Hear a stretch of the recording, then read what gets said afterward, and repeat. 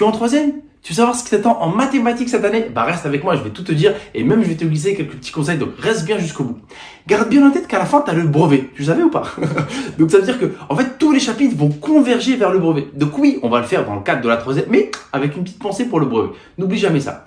En fait, tu vois, l'année où tu as un examen national, troisième et terminale, en fait, c'est pas l'année où tu révolutionnes le monde. Tu vas avoir un peu de nouveauté, mais surtout les chapitres des années précédentes, mais poussés au maximum. En fait, voilà, les questions elles vont être beaucoup plus dures et tu as intérêt à maîtriser. C'est quoi les chapitres de l'année d'avant? En géométrie, déjà, tu vas revoir notre ami Pythagore. Et ensuite, son cousin, l'autre théorème, celui de Thalès. Et tu as même d'autres configurations, d'autres figures qui fonctionnent. Donc, en quatrième, en fait, on l'a découvert. Cette année, on pousse beaucoup plus avec une autre figure qu'on appelle le papillon. Je ne sais pas si ça a des souvenirs de l'année dernière. Et également, réciproque et contraposé de Thalès, qui est nouveau en troisième.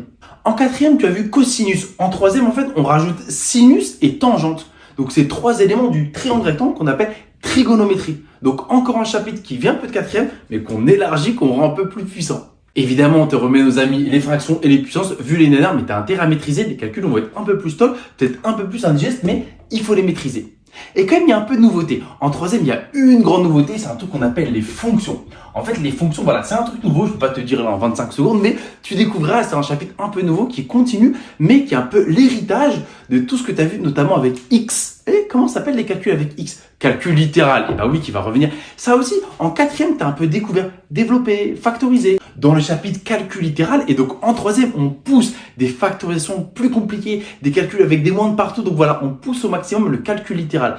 Et ce qui arrive juste après le calcul littéral, c'est quoi? Et les équations, tu trouves la valeur de X qui marche, résoudre des équations. Et après, il y a d'autres chapitres que j'ai pas mis qui sont plus courts, et généralement, quand tu les fais, ça te détend presque. Si, je te jure, t'es comme les probabilités, les statistiques, ou même les pourcentages. En fait, c'est des chapitres parfois, moi je les faisais quand on sortait d'un gros chapitre et les élèves étaient fatigués, je faisais les probas. Tu vois, ça détend tout le monde prend une bonne note et on est content. Après, on repart sur un chapitre un petit peu hardcore. Donc là, il y a d'autres chapitres, donc, pareil, qui viennent un peu des années précédentes. Et l'idée n'était pas de faire la liste de tous les chapitres, mais de te montrer que, ah oui, ça vient quand même de quatrième, mais on pousse. Voilà ce qu'il faut retenir. Et bon courage pour cette année.